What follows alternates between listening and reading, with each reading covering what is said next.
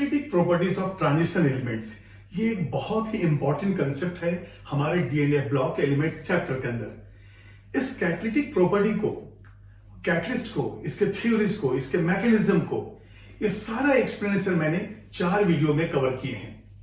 First video में आप देखेंगे इंट्रोडक्शन क्या है, किसने कैटालिटिक एक्टिविटी के बारे में डिस्कशन किया, क्या है types of catalyst, positive and negative catalyst, और ग्राफिकल रिप्रेजेंटेशन जो एक्टिवेशन एनर्जी और टाइम कोऑर्डिनेट के बीच में वो मैं बताऊंगा, और एक होमोजीनियस कैटलिसिस के बारे में इस वीडियो में। फिर सेकेंड वीडियो में हेट्रोजीनियस कैटालिसिस, उसके एग्जांपल्स और जो मॉडर्न एड्सॉर्प्शन थ्योरी है कैटलिस्ट का वो मैं एक्सप्लेन करूंगा वेरियस एग्जांपल के साथ। थर्ड वीडियो में मैं आपको बताऊंगा कि मैकेनिज्म जो है कैटलिस्ट का क्या है, किस तरह से कैटलिस्ट जो है मैकेनिज्म में हम देखते हैं कि इन्वॉल्व होता है और बाद में अपने आप को आइसोलेट कर लेता है और इट बिकम्स अनअफेक्टेड। तो ये जो अनअल्टर्ड है, जिसके मास कंपोजिशन अनचेंज है, वो मैकेनिज्म में बताऊंगा। और फोर्थ वीडियो में आपको मैं दूंगा एक टेबुलर फॉर्म जिसके अंदर सारे कैटलिस्ट के जो हमारे विद इन द सिलेबस है वो कैटलिस्ट का जो है एग्जांपल होगा, कौन से प्रोसेस में यूज होता है, और लास्ट में फिर सारे क्वेश्चन आंसर डिस्कशन जो इंपॉर्टेंट हमारे चैप्टर के हैं कैटलिस्ट से रिलेटेड। ये कैटलिस्ट हैं क्या, इनका क्या फंक्शन है, कैटलिस्ट का एक्टिवेशन एनर्जी से क्या रिलेशन है, और ऐसे कौन कौन से इंपॉर्टेंट प्रोसेस हैं हमारे सिलेबस में जो कैटलिस्ट के बारे में डिस्कशन करते हैं, ये सारा चीज मैं इस वीडियो में आपको बताने वाला हूं। जब KClO3 को डिकम्पोज किया गया तो KCl को डिकम्पोज करने के लिए 350 या 380 से 600 डिग्री सेल्सियस तक का जो है टेम्परेचर मेंटेन करना पड़ा। लेकिन यही KClO3 जब MnO2 के प्रेजेंस में हीट किया गया तो वहां पे टेम्परेचर 280 या 200 से लेके 360 के रेंज में आ गया। इसका मतलब ये इतना ज्यादा फेवर हुआ कि अब उतने हीट की जरूरत ही नहीं पड़ी। तो 1835 में बर्जीलियस ने ये कैटलिस्ट वर्ड दिया, और ये कैटलिस्ट वर्ड इसलिए दिया कि उसने देखा कि MnO2 के प्रेजेंस में ये रिएक्शन फास्ट हो गया और हीट भी कम जरूरत पड़ा, और ये जो है टेम्परेचर को रिड्यूस करके रिएक्शन फास्ट हो गया। तो 1835 में बर्जीलियस ने कहा कि कैटलिस्ट आर दो substances which alter the rate of reaction. इसके बाद 1895, मतलब नियरली 60 इयर्स का डिफरेंस है, 1895 में ओसवाल्ड ने जो है डिफाइन किया कि ये कैटलिस्ट क्या है। तो कैटलिस्ट आर दो substances which altars the rate of reaction and at last it remains unaffected in terms of mass, composition and its energy। इसका मतलब हो गया कि MnO2 जो है वो MnO2 ही रहा, इसमें कोई चेंजेस नहीं आए, लेकिन रेट ऑफ रिएक्शन तो फास्ट हो गया। इस रेट ऑफ रिएक्शन का एक्टिवेशन एनर्जी से क्या रिलेशन है वो भी मैं आपको बताता हूं। तो सबसे पहले देखते हैं यहां पे पहला टर्म जो कैटलिस्ट है किसने कॉइन किया, किसने दिया। तो in 1835 Berzelius gave the term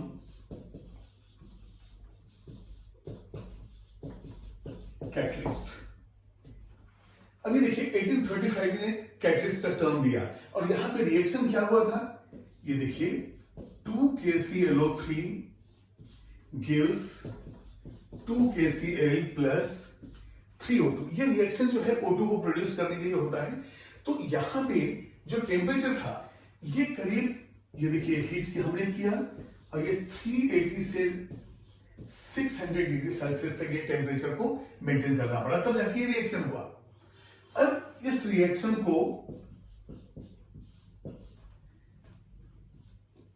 heat तो किया जा रहा है, लेकिन किसके प्रेजेंस में, MnO2, मैंगनीज डाइऑक्साइड में। तब यहां पे टेम्परेचर जो है नियरली 200 से लेके 380 डिग्री सेल्सियस तक टेम्परेचर मेंटेन हुआ। प्रोडक्ट तो वही है। अब यहां पे देखिए आपको हीटिंग कम करना पड़ा। इस MnO2 ने हमारे हीट का रिक्वायरमेंट को कम कर दिया। तब बर्जीलियस ने कहा कि ये जो MnO2 है ये एक कैटलिस्ट है, इसने रेट ऑफ रिएक्शन को अल्टर किया है। तो यहां पे हो गया MnO2 इज द कैटलिस्ट।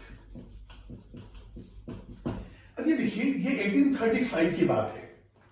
अब नियरली 60 इयर्स के बाद in 1895 Ostwald defined catalyst as.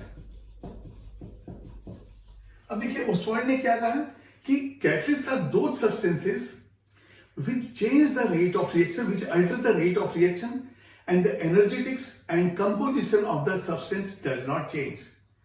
तो यहां पे वो लिखेंगे,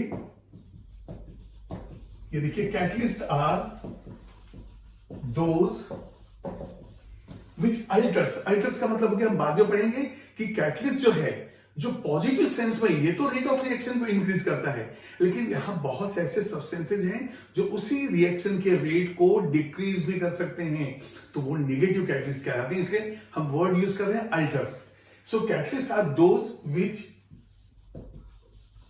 alter the rate of reaction. ये देखिए यहां पे चेंज हो गया rate of reaction, but at last उन सब्सटेंसेस का क्या होता है, ये अपना मास भी उनका कांस्टेंट, एनर्जी भी कांस्टेंट है।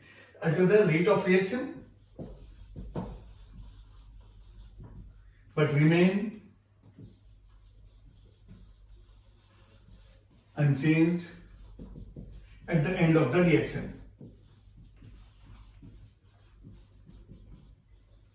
तो इसका मतलब हो गया कि उनमें कोई चेंजेस जो है नहीं आया, चाहे मास के टर्म्स में हो, चाहे कंपोजिशन के टर्म्स में हो। तो यहां पे हम लिख देंगे मास एंड कंपोजिशन। कंपोजिशन मतलब हो गया फार्मूला उसका जो है, ऐसा नहीं कि कंपाउंड का फार्मूला ही कोई चेंज हो गया। तो mass and composition remains unchanged. ठीक है, यदि आपने कैटलिस्ट ए भी लिया है तो ऐसा नहीं कि AB2 बन जाएगा, वो AB ही रहेगा। तो ये जो है चेंज नहीं हुआ, इसका मतलब ये MnO2 हमारा कैटलिस्ट हो गया। अब कैटलिस्ट भी हमारे पास दो तरह के हैं, एक होता है होमोजीनियस कैटलिस्ट और एक होता है हिट्रोजीनियस कैटलिस्ट। अब ये होमोजीनियस और हिट्रोजीनियस जो भी कैटलिस्ट हैं, आखिर रिएक्शन में करते क्या है? देखिए, एक कैटलिस्ट जो है वो पॉजिटिव कैटलिस्ट है, तो वो क्या करेगा, रेट ऑफ रिएक्शन को बढ़ाएगा, और जो कैटलिस्ट नेगेटिव है वो उस कैटलिस्ट रिएक्शन को डिक्रीज करेगा, उसके रेट को डिक्रीज करेगा। तो यहां पे अब हम लेंगे, ये देखिए, ये कैटलिस्ट जो है एक हो गया पॉजिटिव, ये इंक्रीज करेगा रेट ऑफ रिएक्शन, तो ये इंक्रीज, ये करेगा तो इंक्रीजेस रेट, और यदि निगेटिव है तो डिक्रीजेस। तो एक इंक्रीज करेगा और एक डिक्रीज करेगा, तो सेम रिएक्शन। अब देखिए यहां पे तो पॉजिटिव कैटलिस्ट, इसने रेट ऑफ रिएक्शन को इंक्रीज किया। अब मैं वो एग्जांपल लूंगा जिसमें रिएक्शन एक ही हो, लेकिन उसमें कुछ पॉजिटिव कैटलिस्ट का यूज होगा, कुछ नेगेटिव कैटलिस्ट का यूज होगा। तो अब देखते हैं कि वो पॉजिटिव और नेगेटिव कैटलिस्ट का एग्जांपल कौन सा है। अब एक एग्जांपल लेते हैं, डिकम्पोजिशन ऑफ हाइड्रोजन पेरोक्साइड, जहां पे हम देखेंगे पॉजिटिव और नेगेटिव कैटलिस्ट कैसे होते हैं। तो अब यहां डिकम्पोजिशन ऑफ H2O2, देखिए जो डिकम्पोजिशन है उसमें रिएक्शन ये होता है, H2O2 लिए, तो यहां से हमें मिलेगा 2H2O प्लस O2। ऐसे भी विदाउट कैटलिस्ट भी ये रिएक्शन स्लोली डिकम्पोज होता है। यदि मान लिए H2O2 का आप एक बॉटल लेते हैं, सबसे पहले तो इस H2O2 को स्टोर कहां करते हैं, वो भी कैटलिस्ट से ही रिलेटेड है। इस H2O2 को डिकम्पोज करने से ये वाटर प्लस O2 बन जाएगा। यदि आपने एक कंटेनर देखा है, प्लास्टिक कंटेनर जिसमें H2O2 रखा हुआ है, यदि बहुत दिनों से पड़ा हुआ है तो उसमें जो है H2O2 कम हो जाता है, बाकी वाटर ही मिलता है, क्योंकि O2 तो ढक्कन खोल दे बाहर निकल जाता है। तो ये जो डिकम्पोजिशन है, इसको हम एक्सेलरेट कैसे करेंगे, ये डिकम्पोजिशन है, इसको रिटार्ड कैसे करेंगे, ये इंपॉर्टेंट है। जो एक्सेलरेट करेगा वो कहलाएगा पॉजिटिव कैटलिस्ट, और जो डिकम्पोजिशन को स्लो करेगा वो कहलाएगा नेगेटिव कैटलिस्ट। तो यहां पे लिखेंगे हम, डिकम्पोजिशन इज कैटलाइज्ड बाय, या फिर हम कहेंगे decomposition is accelerated by, decomposition is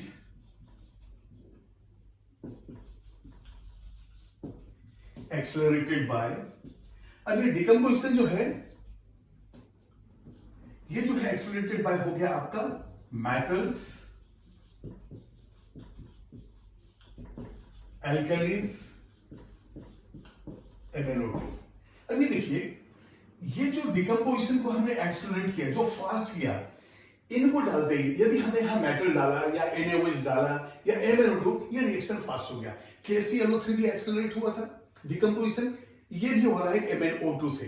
तो ठीक है, ये MnO2 जो है कॉमन हो गया दोनों रिएक्शन में। बाकी यहां पे आप मेटल्स भी डाल सकते हैं, एल्कलीज भी डाल सकते हैं। यदि मान लिए हमें H2O2 को कंटेनर में स्टोर करना है, क्या आप मेटल कंटेनर ले सकते हैं? नहीं ले सकते। क्यों? ये मेटल जो है पॉजिटिव कैटलिस्ट है, H2O2 डिकम्पोज फास्ट होगा। यदि वो 10 डेज में होने वाला है तो 4 दिन में होकर वो बैठ जाएगा। इसका मतलब ये जो है मेटल कंटेनर हमारे लिए सुटेबल नहीं है। चलिए फिर एक अल्टरनेट ढूंढते हैं, ग्लास कंटेनर, ग्लास बॉटल रखते हैं। लेकिन वहां भी प्रॉब्लम है, क्योंकि ग्लास कंटेन्स एल्कलीज। अब ग्लास में एल्कलीज है तो ये तो डिकम्पोजिशन कर देगा, तो इसका मतलब हम H2O2 को ग्लास बॉटल में भी नहीं रख सकते हैं। तो फिर कहां रखें? फिर सस्ता सुंदर टिकाऊ कौन सा है? Plastic bottle. हम H2O2 को प्लास्टिक बॉटल्स के अंदर स्टोर करते हैं। हाइड्रोजन पेरोक्साइड के चैप्टर में मैं और आपको कुछ बताऊंगा H2O2 के बारे में। तो यहां पे मेटल्स, एल्कलीज, MnO2, ये कौन से हो गए? Positive catalyst. तो यहां लिखेंगे दीज आर पॉजिटिव कैटलिस्ट। अब एक चीज आपको याद रखना है, ऐसा नहीं कि हमेशा सब रिएक्शन में पॉजिटिव कैटलिस्ट हैं। यहां पे भी पॉजिटिव है तो हो सकता है कहीं नेगेटिव हो। उस पर्टिकुलर रिएक्शन के लिए क्या होता है हम वही डिस्कस करते हैं। ये बिल्कुल सभी जगह पॉजिटिव हो, सभी जगह नेगेटिव हो ये कैटलिस्ट, ऐसा नहीं है। रिएक्शन टू रिएक्शन चेंज होता है। इस रिएक्शन के लिए तीनों जो हैं ये हो गया पॉजिटिव कैटलिस्ट। ठीक है, अब सवाल उठता है कि H2O2 को आपने प्लास्टिक बॉटल में स्टोर तो कर दिया, अब डिकम्पोजिशन तो हो ही रहा है, आपने इन लोगों को तो अवॉइड किया, लेकिन कुछ ऐसा भी करना चाहिए जिससे वो डिकम्पोजिशन जो है स्लो हो जाए और ज्यादा से ज्यादा टाइम H2O2 हमारे पास रह सके। देखिए, ये कुछ एग्जांपल्स देने के बाद मैं आऊंगा ट्रांजिशन मेटल्स पे, और ये क्यों एक कैटलिस्ट जैसा काम करते हैं, क्या थ्योरी है, इनका क्या रोल है, वो सारा चीज इसमें एक्सप्लेन करूंगा मैं। तो यहां पे देखिए पॉजिटिव कैटलिस्ट हो गया। तो यहां पे दूसरा पॉइंट आएगा कि डिकम्पोजिशन जो है उसको रिटार्ड कैसे करते हैं? Decomposition is retarded by adding, ये देखिए आप, अल्कोहल्स हैं, एसिड्स हैं, या एसिटिलाइड आप ले सकते हैं। ये नेगेटिव कैटलिस्ट हो गया। इसका मतलब इसके डिकम्पोजिशन को रिटार्ड करेंगे। देखिए कैटलिस्ट करते क्या है? कैटलिस्ट जो है एक्टिवेशन एनर्जी को रिड्यूस करते हैं। केमिकल काइनेटिक्स में आपको मैंने पढ़ाया है कि जो रिएक्टेंट का एनर्जी है और जो थ्रेशोल्ड एनर्जी है, उस थ्रेशोल्ड एनर्जी को क्रॉस करने के लिए जितनी एनर्जी की जरूरत होती है वो कहलाता है एक्टिवेशन एनर्जी। तो कैटलिस्ट के प्रेजेंस में आप देखेंगे कि लोअर एक्टिवेशन एनर्जी पाथ जो है फॉलो होता है, और यदि निगेटिव कैटलिस्ट है तो एक्टिवेशन एनर्जी बढ़ जाता है, रिएक्शन स्लो हो जाता है।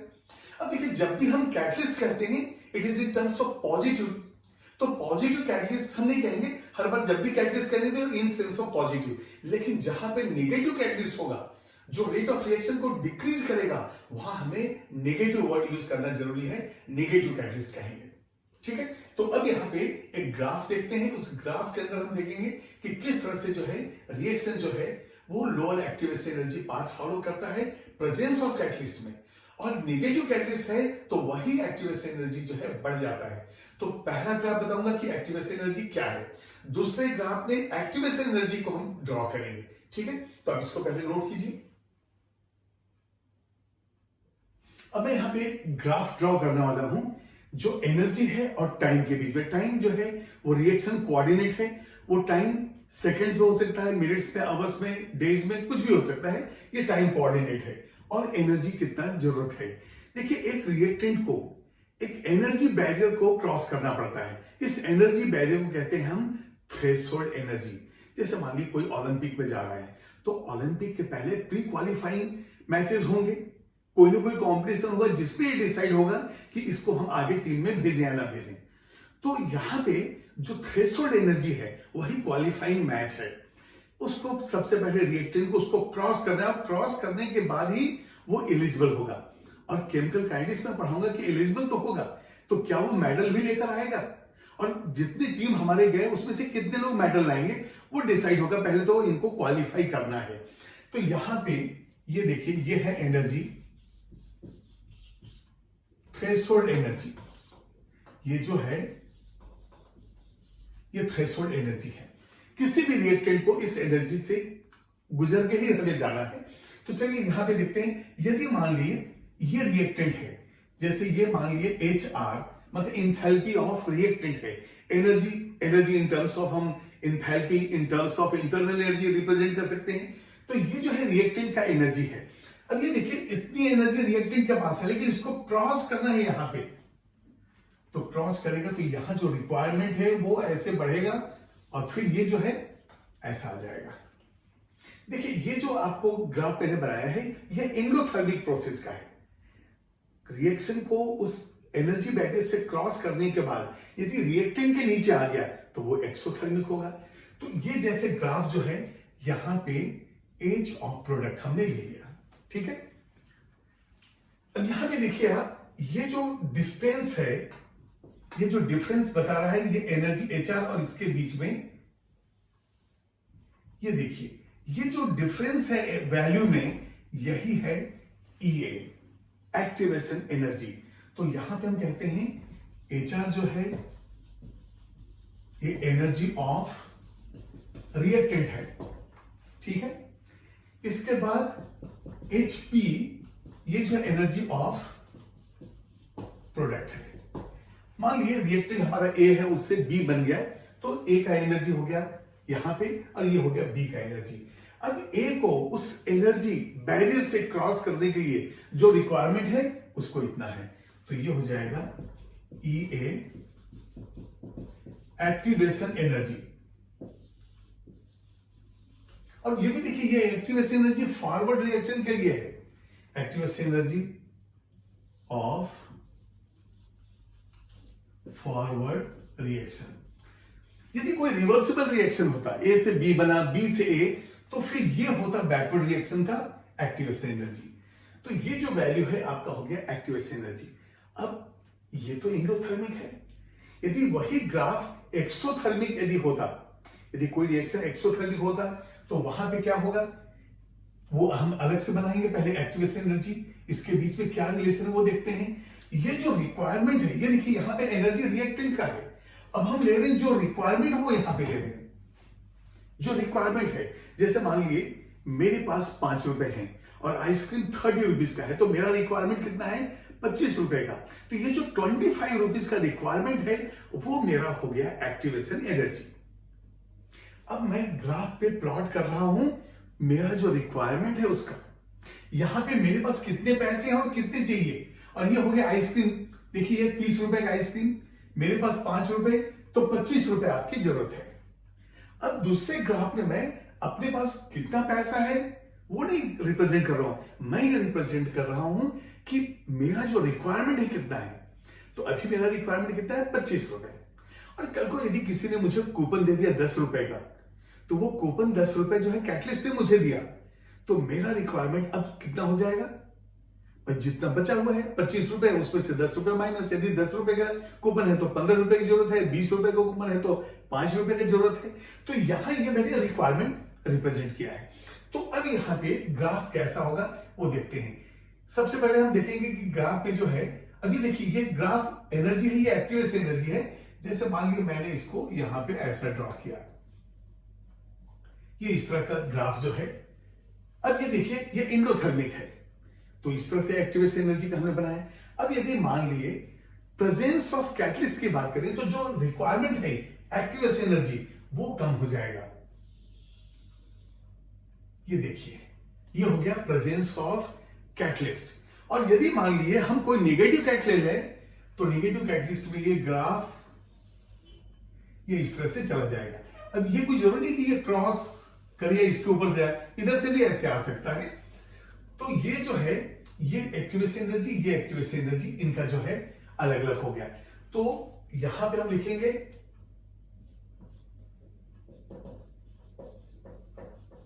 In absence, in presence of positive catalyst, और ये हो गया निगेटिव कैटलिस्ट।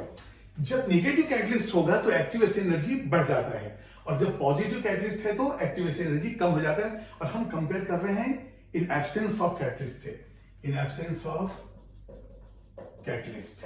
ये बिल्कुल क्लियर है। देखिए ब्लू लाइन जो है वो बता रही है कि एक्टिवेशन एनर्जी कितना है। ब्लैक लाइन जो मैंने ड्रॉ किया है ब्लैक, वो है नेगेटिव कैटलिस्ट जो एक्टिवेशन एनर्जी को बढ़ा दिया, और जो ग्रीन कलर है वो एक्टिवेशन एनर्जी को कम कर दिया। अब ये बताइए, यहां पे रिएक्टेंट है, यहां पे प्रोडक्ट है, तो क्या डेल्टा एच या डेल्टा यू में इंथैल्पी चेंज या इंटरनल एनर्जी में कोई डिफरेंस आएगा? नहीं, सिर्फ जो पाथ है वो चेंज हो रहा है। डेल्टा एच, डेल्टा यू या डेल्टा ई ये चेंज नहीं होगा, ये इंपॉर्टेंट है।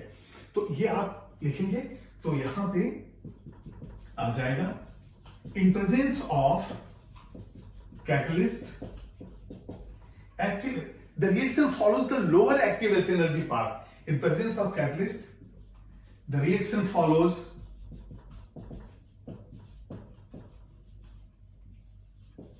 lower activation energy. अब देखिए एक्टिवेशन एनर्जी वहां पे कम हो गया है, lower activation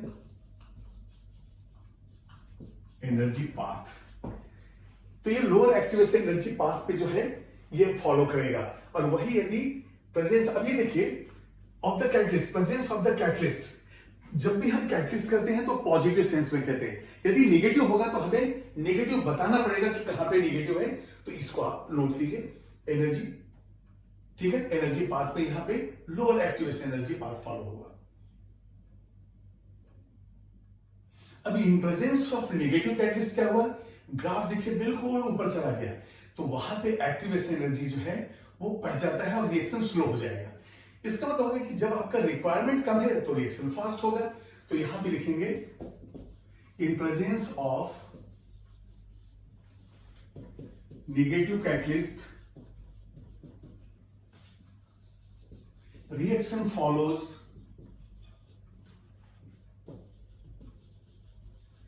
higher activation energy. अब इसको पूरा ही लिख देता हूं मैं, एक्टिवेशन एनर्जी पाथ। तो चाहे लोअर एक्टिवेशन है चाहे हायर एक्टिवेशन एनर्जी पाथ हो, क्या डेल्टा एच में कोई चेंज आया? नहीं, क्योंकि रिएक्टेंट का कोऑर्डिनेट वही है और प्रोडक्ट का भी कोऑर्डिनेट वही है। तो यहां पे नेक्स्ट जो पॉइंट होगा डेल्टा एच, डेल्टा ई और डेल्टा यू। देखिए enthalpy, internal energy, delta H, delta E, delta U remain constant.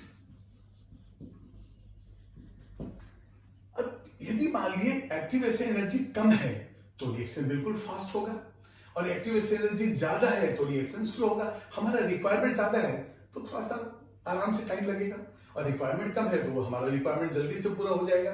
तो यहां लिखेंगे इफ ये है activation energy is less than the reaction is fast, and if EA is more तो reaction कैसा हो जाएगा? ये स्लो हो जाएगा। तो कम यदि रिक्वायरमेंट है तब ये फास्ट होगा। अब ये बताइए, मैं एक और रिएक्शन ग्राफ दे रहा हूं, अभी बताइए कि इसके अंदर जो है ये क्या है। ये देखिए यहां पे ये हमने एनर्जी लिया है वाई एक्सिस पे, और यहां पे फिर वही टाइम कोऑर्डिनेट है। और यदि ग्राफ हमारा इस तरह से हो, ये देखिए ग्राफ, अब उस तरह का ग्राफ नहीं कि ऐसे ही गया ऐसे आया, ये ग्राफ इस तरह से है। तो अभी यदि, अब ये स्ट्रेट लाइन भी नहीं है, देखिए स्ट्रेट लाइन तो आपको नहीं लग रहा है कहीं, ये मान लीजिए इस तरह से ग्राफ है। अब ये देखिए यहां पे ये रिएक्टेंट का पोजीशन है, ये थ्रेशोल्ड एनर्जी का पोजीशन है, आपको दिख रहा होगा बिल्कुल। यहां पे रिक्वायरमेंट बिल्कुल थोड़ा सा है, तो एनर्जी रिक्वायर्ड बिल्कुल मिनिमम है, लेकिन जो एनर्जी रिलीज हुआ, ये देखिए यहां से यहां तक काफी एनर्जी रिलीज हुआ। तो ये ग्राफ किसके लिए है? ठीक है, एक्सोथर्मिक तो है, क्योंकि रिएक्टेंट से जब ये एनर्जी रिलीज होगा तभी प्रोडक्ट का एनर्जी कम हुआ। यहां पे देखिए आप, ये रिएक्टेंट है, यहां पे ये प्रोडक्ट है, लेकिन रिक्वायरमेंट बिल्कुल नॉमिनल है, नहीं के बराबर है, और huge amount of energy produce हुआ। इसका मतलब ये ग्राफ है एक्सप्लोजन के लिए। तो यहां पे ग्राफ फॉर ये एक्सप्लोजन के लिए हो गया। तो ये जो है कैटलिस्ट का हम देखते हैं। अच्छा, कैटलिस्ट है तो रिक्वायरमेंट बिल्कुल कम हो जाएगा। अब ये बताइए, यदि रिक्वायरमेंट बिल्कुल थोड़ा सा, जैसे मान लिया एक्सप्लोजन हो रहा है, तो हम एक गैस लाइटर से हम बर्न कर सकते हैं गैस को, लेकिन एक्सप्लोजन जो होगा उसमें huge amount of energy produce होगा। अब यदि इसी तरह से रिक्वायरमेंट यदि इतना है और कैटलिस्ट ने इस रिक्वायरमेंट को कम कर दिया, तो वो पॉजिटिव कैटलिस्ट हो गया, रिएक्शन फास्ट हो जाएगा। तो KClO3 के केस में वही हुआ, MnO2 ने एक्टिवस एनर्जी को रिड्यूस किया, जिसकी वजह से रिएक्शन फास्ट हो गया और हमें उतना हीट भी नहीं करना पड़ा। जो हमें 600 डिग्री सेल्सियस तक जो हीट करना था, वो 360, 380, ऐसा 400 के आसपास, 200 से 400 यहां तक ही हो गया। तो ये हो गया कैटलिस्ट का फंक्शन। और कैटलिस्ट का इन टर्म्स ऑफ एनर्जी जो है, एक्टिवस एनर्जी, क्या रिलेशन है। अब हम देखेंगे कि टाइप्स ऑफ कैटलिस्ट, यहां तो पॉजिटिव और निगेटिव ले लिए, लेकिन यदि कोई रिएक्शन हो रहा है तो वहां पे दो तरह का क्लासिफिकेशन है। ये जो प्रोसेस है, या तो होमोजीनियस कैटलिसिस का होगा, या तो फिर हेट्रोजीनियस कैटलिसिस का होगा। तो यहां पे यदि मैं लिखूं टाइप्स ऑफ कैटलिसिस, जो रिएक्शन हो रहा है, उस रिएक्शन में रिएक्टेंट का, प्रोडक्ट का और वो जो कैटलिस्ट यूज हुआ है, उनका फेज क्या है। यदि सबके फेज एक जैसे हैं तो वो कहलाता है होमोजीनियस कैटलिसिस। वो जो कंप्लीट रिएक्शन है वो एग्जांपल होगा होमोजीनियस कैटलिसिस का। और यदि रिएक्टेंट्स और कैटलिस्ट, रिएक्टेंट प्रोडक्ट और इनके कैटलिस्ट, इनका फेज अलग अलग है, तो ये कहलाएगा हेट्रोजीनियस कैटलिसिस। तो यहां पे पहले हम लेंगे होमोजीनियस कैटलिसिस। अब इस होमोजीनियस कैटलिसिस के लिए हम पहले एक एग्जांपल लेंगे। देखिए, जो H2SO4 बनाने का जो मैन्युफैक्चरिंग का जो प्रोसेस है, एक है लेड चैम्बर प्रोसेस और एक ओसवाइड lead chamber process and contact process. अब लेड चैम्बर में जो कैटलिस्ट है वो नाइट्रिक ऑक्साइड है, और जो कॉन्टेक्ट प्रोसेस है उसके अंदर हम यूज करते हैं प्लैटिनम या V2O5। तो कहां होमोजीनियस है, कहां हेट्रोजीनियस, वो देखेंगे। फिर ओस्टवाइड्स में जो रिएक्शन होता है वो एग्जांपल किसका है, होमोजीनियस का, हेट्रोजीनियस का, वो मैं आपसे पूछूंगा। तो चलिए एग्जांपल हम लेते हैं होमोजीनियस कैटलिस्ट का। तो ये बिल्कुल है कि रिएक्टिंग सब्सटेंसेस एंड कैटलिस्ट, ये कैसे हैं, इन द सेम फेज। इनका जो फेज है बिल्कुल वही है। अब एग्जांपल हम ले रहे हैं, ये होगा lead chamber process. Lead chamber process, lead chamber process किसके लिए हम ले रहे हैं, H2SO4 बनाने के लिए, कॉन्टेक्ट भी उसी के लिए है। लेकिन H2SO4 बनने के पहले जो SO2 से SO3 बनता है, इस पर्टिकुलर रिएक्शन में ही कैटलिस्ट यूज होता है। तो यहां पे देखिए SO2 प्लस O2 गिव्स, ये देखिए, और जो कैटलिस्ट यूज हो रहा है वो है NO, nitric oxide, SO3 gas, NO gas, O2 gas, SO2 gas. अब ये देखिए, रिएक्टिंग सब्सटेंसेस जो भी है, अब प्रोडक्ट जो है और कैटलिस्ट एक ही फेज में है, इसलिए एग्जांपल हो गया होमोजीनियस कैटलिसिस का। अब इसको नोट कीजिए, इसके बाद फिर मैं आपको बताता हूं कि हेट्रोजीनियस का कौन सा एग्जांपल है।